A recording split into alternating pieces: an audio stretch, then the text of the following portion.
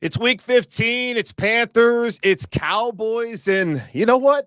Let's do it. Julian, Council, Marcus Mosher here on this Locked On NFL crossover Thursday edition of Locked On Panthers and Locked On Cowboys.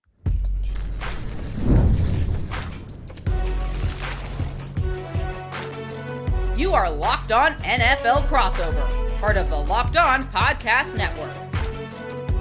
Your team every day.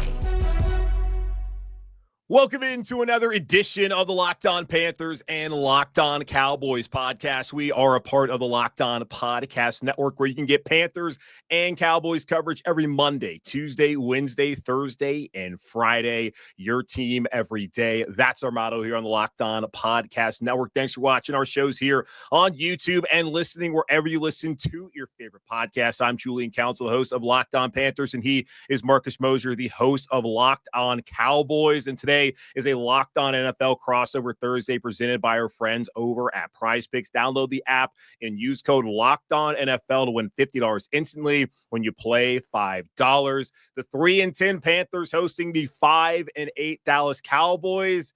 And my God, the Carolina Panthers are favored to win this game. Marcus, how are you doing, man? Doing well. I can't think of a game that would matter more this week than Panthers-Cowboys, 1 p.m. Eastern time. We're both in evaluation mode now, right, Julian? Like that's the only thing that matters is like we're watching. Bryce Young can be the franchise quarterback, and if you're the Cowboys, you're watching to see, I guess, a young offensive line to see who sticks around next year. Jonathan Mingo breakout game, like not really. The revenge game. Yeah, it's been a rough year, obviously, for Dallas, who had high expectations coming into the year, as Jerry Jones is always going to have for his franchise, that a lot of people on the outside and maybe on the inside believe he has his hands a little bit too much often, if that makes any sense at all, as I butcher those words. But for Carolina, it has not gone according to plan, as Bryce Young was benched after 2 weeks, but after the last month plus, wow, okay, maybe this was the plan after all. Give Bryce Young an opportunity to get his breath and to get relaxed and get confident. But actually, no, it was a car accident, so that's why Bryce Young's even here. But it doesn't matter because he looks good and likely is going to be the quarterback in 2025. But it does matter for both these teams. There's an outside chance.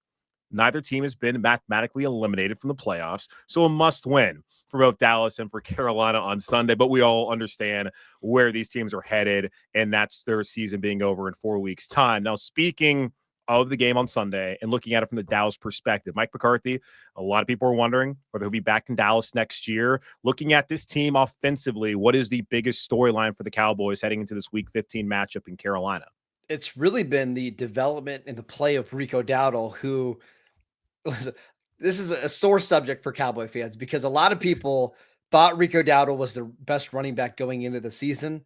But it took until November 11th for Mike McCarthy to come out and say, hey, we're dropping this running back by committee nonsense. No more Ezekiel Elliott. No more Dalvin Cook getting in the way. And we're just going to let Rico be the star running back. And since he'd made that declaration, Rico's averaged 99 yards per game. He's been phenomenal. He had a career game against the Bengals. And with a makeshift offensive line, I think Cowboy fans just want to see, okay, Rico, we've got 4 more games left in the season. Can you prove enough over this next month to show us that you can be the lead back in Dallas? Or is this just a nice story and they're going to have to draft a running back, heaven forbid, in round 1 next year? Like, what's the situation of the ground game and Rico Dowdle? That's what I think most Cowboy fans are looking forward to in this one. Yeah, I never like to talk about the draft when games are actually happening, and also understanding there's a coaching carousel. So before Dallas can even answer that question about what they're going to do at running back, they need to figure out who's going to be their head coach and who's going to be his assistants next season. Same case here in Carolina. Canales will be back, but they got to figure out, is Ejiro Rivera going to still be the DC? Will they still have the same coaching staff? And then you have free agency. You have to also decide what players you want to keep around. Prematurely, fans want to look ahead to the draft, but with Dallas, I mean, it's very clear running back is an issue. And trying to turn the clock back to 2014 did not work for them with Ezekiel Elliott and also with Dalvin Cook. But Rico Dowdle, who's actually kind of a local guy from North Carolina, played, I think he's from Asheville, played at South Carolina. Good for him to get this opportunity. Like, is everyone looking at Ashton Jeanty, though, at Boise State, the Heisman Trophy finals, to be that guy? And I know you said God forbid, in the first round. And I am someone who also believes you do not draft a running back in the first round, and you also never pay a running back big money. So I really want to know your perspective on all of that. Oh man, I can't believe we're already doing the running back conversation. But I think this year is a perfect example of why you don't need to go out and spend big money or big high draft pick on a running back, because Rico Dowdle, with a backup offensive line out there, is producing the exact type of numbers that you would expect for a first round pick. If you look at success rate in yards per carry, success rate over 55%, yards per carry over 4.5 yards per attempt. The only two running backs in the league better than Rico Dowdle are Derrick Henry and Saquon Barkley, who are both in the discussions for Offensive Player of the Year. And I think Carolina is another good example of why you don't need to do that. They are getting, Julian, you can attest, production from Chuba Hubbard, and they didn't have to spend a high draft pick on him. So if you have the offensive line, you have a good coach that can design the run game, just find a average or maybe a slightly above average talented running back and go from there. Yeah, and the Panthers drafted a running back in the second round this past spring, and Jonathan Brooks, so I know Dallas is a little bit interested in, out of Texas. And a lot interested in. They loved him.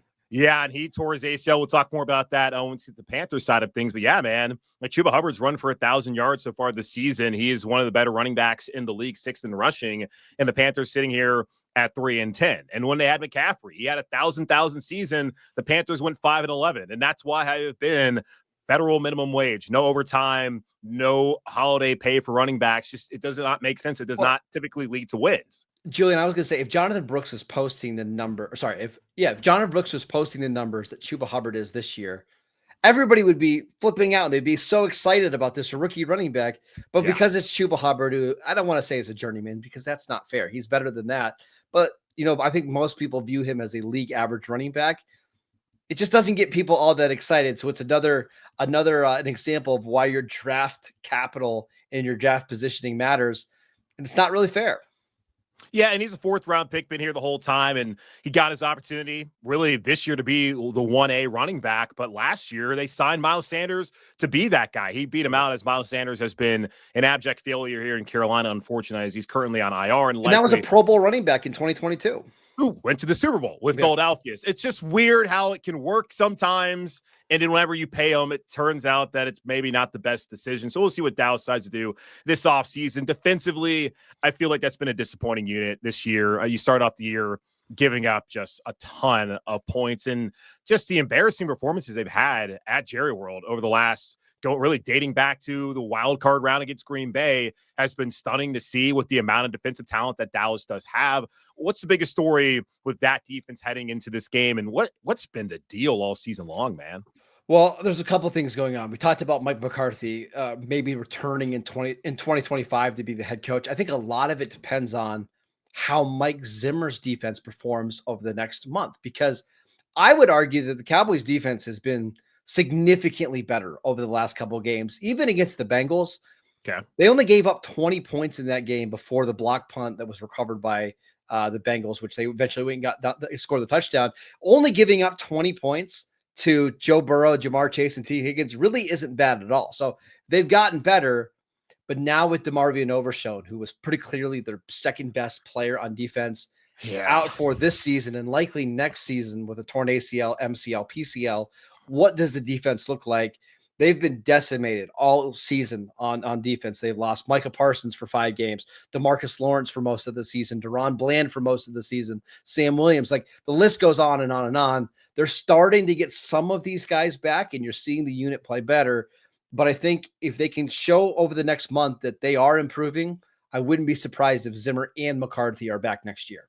Yeah, and say those names over again. You're talking about Deron Bland, DeMarvion Overshown, who's now out, Micah Parsons, who's been out, DeMarcus Lawrence. These are A1 top tier players in the NFL. And here in Carolina, I understand the frustration about Ejiro Evero's defense, and the talent is not necessarily there, though. When you lose a Shaq Thompson, you let Brian Burns leave in free agency, where you trade him away in free agency, and then you lose Derek Brown. That's 2 of your top 3 defenders. J.C. Horn, I would say, is the other top 3 guy in Carolina that you're without for the rest of the season. They have a bunch of injuries in the secondary. It took until getting to Munich before they had like the 5 guys that really wanted to have out there in that secondary to be together. And that was week 10. So it does a lot to a team if they do not have a healthy unit. And I asked Jason Horn about it. It's like, if you don't have the chemistry, you're not out there on the field, it's kind of hard to have success. And I feel like that's the issue in Dallas among, well, other things I suppose have happened so far this season. Yeah, I mean, I think if you look at the Baltimore Ravens, who had by far the best defense last year, they lose a couple guys, they lose the defensive coordinator, and now they're a bottom 10 unit in the league. Like, yeah, who you have on the field matters, believe it or not. It's the NFL. I know the talent gap is not that big, but you lose a guy like Derek Brown, who might be the second or third best defensive tackle in the league, they're going to have issues. Yeah, and we've seen that as Carolina has the worst run defense in the league. And I know they gave up a ton of yards that week 1 matchup against New Orleans. I don't think they would be far and away the worst run defense in the league had Derek Brown been able to play all these other weeks. But we'll see what they're able to do against the Dallas Cowboys offense with Rico Dowdle, who has bounced back and found a running game the last couple of weeks. That's the Dallas Cowboys side of things. There with Marcus Mosher, the host of Locked On Cowboys. Talk about the Carolina Panthers side of things in this week 15 matchup between the Cowboys and Panthers here on this Locked On NFL crossover Thursday edition of Locked On Panthers and Locked On Cowboys. Get ready to tackle the NFL action with FanDuel, America's #1 sportsbook, because right now new customers can place a $5 bet and get $150 in bets if you win. The FanDuel Sportsbook app gives you everything you need to place live bets on the NFL all in one place. So when you get a hunch in the middle of the game, you can check out the latest stats, view live play-by-play, and so much more on the same page where you place your bets. And we talked about this already, y'all. The Panthers are favored for the first time in 33 games going back to the 2022 season. And I cannot believe this. The line has actually grown more into Carolina's favor as they are 2.5-point favorites at home. They're -148 money line. Dallas is +126 money line. And the over-under is set at 42.5. Just visit FanDuel.com to join today. You would start with $150 in bonus bets if you win your first $5 bet. That's FanDuel.com. Never waste a hunch. Make every moment more. FanDuel, an official sportsbook partner of the NFL. Football season is back. Well, it's been here for a while. And the best way to get to games this fall is with Game Time. Game Time is a new feature called Game Time Picks that makes getting tickets for your favorite live events even easier. Game Time Picks filters out the fluff to show you only incredible deals on great seats so you don't have to waste time searching through thousands of tickets. Game Time Picks curation makes it easier to save more on sports, concerts, comedy, theater, etc. And one of my favorite features that they have is getting a panoramic view from your seat in the app before you buy. You can sit right there, see where you're sitting, and have all that great view. Take guesswork out of buying tickets with Game Time. Download the Game Time app, create an account, and use code LOCKEDONNFL for $20 off your first purchase. Terms apply again. Create an account and redeem code LOCKEDONNFL. That's LOCKEDONNFL for $20 off. Download Game Time today. What time is it? Game time. Back here on Locked On Panthers and Locked On Cowboys. It's the Locked On NFL crossover Thursday, hosted by yours truly, Julian Council of Locked On Panthers and Marcus Mosher of Locked On Cowboys. We talked about the Cowboys side of things here in this 5-8 versus 3-10 matchup in Week 15, where neither team is mathematically out of it, but we both know, and you all watching, maybe you're holding out hope, know that this is likely headed towards season being over in 4 weeks' time. Either way, plenty of things to watch on the Panther side of things as Bryce Young's been able to bounce back over the last month plus. Still things to watch as far as evaluation mode for Dallas over the next couple of weeks as they figure out what they're going to do after this season. I'm curious, before I kind of get into what the biggest story for Carolina is, to get your thoughts, Marcus, as someone who watched Bryce Young look terrible the first 2 weeks, get benched in favor of Andy Dalton. I don't know if you heard the constant questions that were thrown at Dave Canales, Panthers head coach, about would he go back to Bryce? And he kept saying Andy Dalton's the guy they're going to roll with. He was asked about it twice this week, what the plan was. And he said, well, you know, it's interesting how things worked out. He was asked again on Wednesday and didn't really want to get into what the plan was, but he said, he was asking, was there a plan? He's like, yeah, there was a plan. I'm skeptical of what exactly that plan was going to be. But what are your thoughts about this renaissance that Bryce Young has had over the last month plus here in Carolina? First of all, it's just really cool to see him playing with confidence again, because that's what made us love Bryce Young coming out of Alabama. It wasn't because he had great size, which he obviously doesn't, or great arm, which he obviously doesn't. It's that when he's confident in making plays inside the pocket and scrambling out, he's phenomenal. And it started for me in that Tampa Bay game, which they lost, right? It was really unfortunate that the defense let him down in that one. They also is that the game they had the fumble as well? Was that the game? Mm-hmm. Hubbard fumble there in overtime. Yep. And then he was the best quarterback on the field in the Chiefs-Panthers game. And then last week against Philadelphia, not a lot went right, but he makes the play in the end zone to get him out of trouble. And then he makes what should have been the game-winning touchdown throw to Xavier Legette that's been dropped. I've just felt so bad for Bryce Young over the last couple of weeks because he's playing his heart out and it's not translating to wins. As a football fan, it's cool to see this player playing to his potential because we know what he can be. And I think that's all anybody who's a true fan of the game wants to see. Everybody play up to their potential and get a chance. And he did not have a chance last year. And I didn't love benching him after 2 weeks. Now, it's hard to argue based off of how Dalton played in those first couple of games and how the team responded and now how Bryce has played, that it wasn't the right decision for Bryce and for the organization. I'm just happy that also he's having fun because that guy has really an infectious smile, and you can see like everybody around him now is just so happy for him. And it's the best case scenario for the organization moving forward that things do work out with Bryce Young. I understand they're not winning games. I had someone bring up to me when I did my mailbag episode yesterday on Wednesday, whether this was the best case because, hey, Bryce looks good, but they're also losing games sitting there in the top 5. I would prefer they be 6-7 and have a chance to go to the playoffs, as I thought they should have beaten Philadelphia with Legette dropping that ball and Bryce leading him down the field for what should have been the game-winning touchdown. Potentially, the defense gets a stop. The week prior to that, he had won the game. Defense couldn't get a stop. And before that, they tied against KC. That's 3 weeks in a row. They've needed Bryce Young to lead them down the field to either tie or win the game. And he's basically done it. If it wasn't for his friends not giving him enough help, like that is outstanding what we've seen from him in the last couple of weeks, and really gives people a lot of confidence moving forward and makes these games between a 3-10 team and a 5-8 team like actually entertaining to watch from both our perspectives, I would think. So, Julian, I wanted to ask you, do you think, I mean, again, I know this is hindsight is 2020, but sure.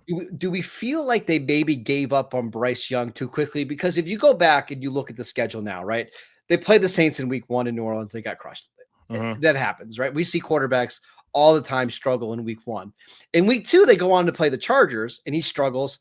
I don't think most people realize that the Chargers were going to have a top 3 defense in the NFL. So they bench him. And what does Andy Dalton do? He plays the Raiders the next week, who they might have the worst defense in the league if it weren't for the Bengals, who they played the following week. So maybe Bryce Young just got the hardest part of the schedule. Andy Dalton got the easier part of the schedule, and it made the gap between those two players look bigger than what it was. I wonder if they just stuck with Bryce Young, let him play those games against the Raiders and Bengals and Bears, what the score might have been, or what his development might have looked like. Yeah, I mean, you bring it up, hindsight 2020. Now looking at it, it seems like it was the right decision to bench Bryce. Now, we have no idea if Andy Dalton does not get in that car accident when picking up his kids from school, whether we have seen Bryce over the last couple of weeks. We have no idea when he was going to come back in. I felt like the Panthers would have behooved themselves to actually play Bryce, especially once the season was over, as far as they're not going to be a playoff team. They would get him out there, and that would make sense. But I felt like from the beginning, and like hand up, I thought it was over for him just based off of, look what happened in San Francisco with Trey Lance. Look at what happened up in New England with Mac Jones and in New York with Zach Wilson. Once these guys get benched, they don't typically get another opportunity to show they're the guy, and every situation is different. So I thought it was over. And also, you know, how Dave Canales went about it, I thought it was over. But I always felt from the beginning, 2 weeks in, after you fired Reich after 11 games, you brought in Canales, you brought in Deontay Johnson, you went out and got some more offensive line with a bunch of money paid in free agency, you drafted Legette, you drafted Brooks. In 2 weeks in, you're going to bench the guy. It didn't make a lot of sense. And the hindsight part of it is, yeah, the Bengals have a terrible defense. The Raiders have a terrible defense. So maybe he could have bounced back. I felt like they should have just rolled with him and let him play through it, because there's nothing that they were going to get out of playing Andy Dalton. This was never going to be a playoff team, even though a fun day there in Las Vegas, a day where it's like, oh, this is a normal loss against Cincinnati. They were never going to be a playoff team this year. And that what they needed to see was whether Bryce Young could be good. And, well, what have we seen over the last month plus? Bryce Young playing to that potential and showing that he deserves at least one more season to prove he can be the guy long-term. So that's where I was, even though, yes, I did say it's over for Bryce, but mainly that was based off of what the coach was saying and just the recent history of how these things typically work out in the NFL. And speaking of the coach, I think the other thing, if you're a Panthers fan, you want to see this year is Dave Canales just get better and better every week, right? And show Yes. that he can be the right guy for the job. We're 13 games through Yeah. his first season. What are your thoughts on his performance so far? Well, it's also his second year as a play caller. And I don't know if there's been enough grace given to Dave from fans out there. As you've seen, I don't think early on when Bryce was out there, he had a lot of confidence in his ability to operate this offense. Now, we have seen as Bryce has grown in confidence, the team has grown in confidence around him, and Dave has decided, let's open up things and have more downfield shots. I don't necessarily love the messaging as far as what he was going to do at the quarterback position, but I do think he's handled the clock pretty well. These late game situations they've had the last couple of weeks, it's not like he's been bungling it. And we have seen guys like Matt Rule bungle it. God bless Ron Rivera for as much as he won here. There was issues with the clock when he was here as well. I think I've been overall, I would think positively of Dave Canales. I've been waiting until the end of the season to really give a full later grade on him, but I do think he's done a lot better job than maybe sometimes I've given him credit for, maybe fans out there have given him credit for. But the way things have developed, especially with Bryce the last couple of weeks, kind of shows you that, okay, maybe this guy does know what he's doing, even if this may not have been the point A to point B plan once he benched Bryce back in September. It does feel like he needs a couple wins here to finish out the season. They've been so close in all of these games. They just haven't been able to finish them.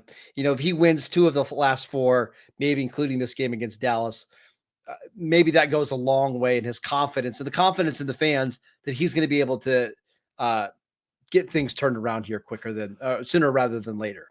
Oh, and they're close, man. Like, you catch the ball on Sunday, you win that game. Obviously, the turnover Bryce had before the half's not great. That leaves 7 points. And you go to the Tampa game, they dominated them for 3 quarters. Yeah, then they couldn't get a stop. Get down.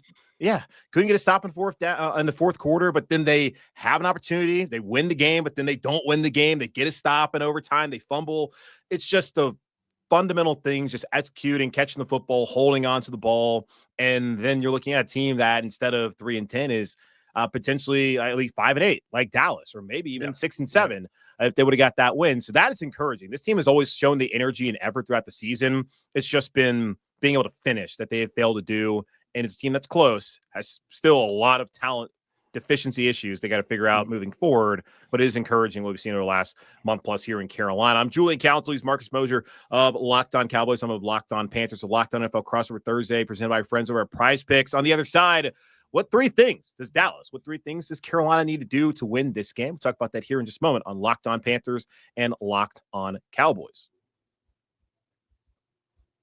Listen up, renters. Ever feel like you're stuck in this loop of rent payments, just watching your money vanish into thin air? It's time to turn that rent game around and start earning some serious rewards. That's where Bilt Rewards comes in. Bilt is breaking ground as a neighborhood rewards program that hooks you up with points on your rent. Every month, pay your rent and watch the Bilt points roll in. Use points to jet off on a dream vacation. Put your points towards a flight or hotel stay with 500 plus airlines and 700,000 plus hotels and properties. You can also use your points to book fitness studio classes, redeem them toward a future rent payment. They're designed to meet your lifestyle. Pay rent hassle-free through Bilt Rewards app. Your rent game just got a major upgrade. Bilt Points has been consistently ranked the highest value point currency by the Points Guys and Bankrate.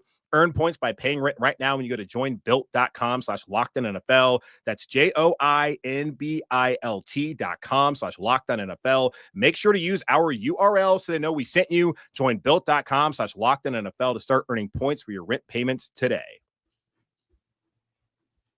Right back here on this Locked On NFL Crossover Thursday edition of Locked On Panthers and Locked On Cowboys. Crossover Thursday is presented by our friends over at Prize Picks. Download the app and use code Locked On NFL to win $50 instantly when you play $5. I'm Julian Council, host of Locked On Panthers, and he is Marcus Mosher, the host of Locked On Cowboys. 5-8 Cowboys. Not yet. 5-10 eventually. Yeah, not yet. Jumping the shark there. 5-8 Cowboys versus 3-10 Panthers on Sunday.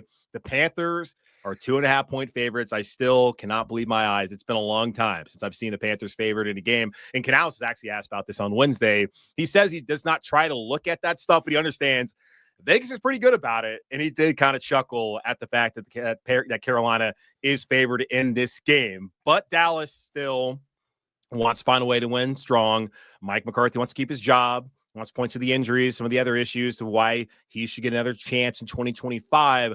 What 3 things Marcus must Mike McCarthy and the Cowboys do to win this game and potentially keep him here in 2025? So before we get to that, I want to ask you a question because please. I think for the Cowboy fans, I think 50% of their fan base was hoping they would lose to the Bengals last week. The other 50% were just holding out hope that they could maybe go on a run. I think now that they're 5-8, I think 90% of the fan base is hoping they lose and get a top 6 or 7 pick. What about for the Panthers fans? Are they like just in the mode like, hey, let's win games? We haven't won that many. Or do you think they want a top 5 pick? I think they want a top 5 pick just based off of the few people I heard. And I like my friends group chat, because I grew up here in Charlotte. So I got plenty of friends who are Panther fans. Our weekly group chat, I think most people are like, great, Bryce looks good, and the team lost. So top 5 pick. And I've come out and said, Carolina's been getting top 10, top 5 picks for the last couple of years, and that has not resulted in any winning. And a lot of those guys drafted high are no longer here. Yes. So it would be nice once in a while to actually win these games. Enjoy a win. Yeah. Be 6-7, have a chance to maybe win the division, and have your quarterback look like he could be the future. I would prefer that. Now, it's different. We got to sit here and talk about this every single day, and it's far more enjoyable to talk about a winning team. For me, I started doing this in 2021. I have not talked about very good teams at all. There's been like a very small window back in the end of 2022 season with Steve Wilkes that were actually fun during the season here in Carolina. So I would prefer to see them win, but I know most people would like to see a top 5 pick, as they do have glaring needs on the other side of the ball defensively, especially when it comes like edge rush, defensive line. That could be, fixed with Abdul Carter out of Penn State or Mason Graham out of Michigan, potentially. Those are names that Cowboy fans will know from doing 5 million mock drafts of Pro Football Focus. For the Cowboys to win this game, it's going to be, they got to win it on the ground. You can't let Cooper Rush get back there and throw the ball 40 times. Run the ball. We saw Rico have 19 carries last week for 137 yards. If they can run the ball in this game, stay balanced, they're going to have a chance. And then on the flip side, stop Chuba Hubbard. Like, make this a drop back passing game for Bryce Young. Mike Zimmer is one of the best defensive coordinators in the league at showing pressure and confusing young quarterbacks. So if they can get Bryce Young into some of these long 3rd down situations where they can send 6 guys and drop a couple in coverage, I think they'll be okay. And then don't make mental mistakes. The Cowboys beat the Bengals last week if they don't make an unforced error on a punt block. If they just let the ball go and they let it run out of bounds, the Cowboys are beating the Bengals, and they're 6-7 with a real chance of making the playoffs. Mental mistakes, you cannot have them if you want to win this game. Yeah, and a lot of that goes right to what I'm thinking about for Carolina and what they must do.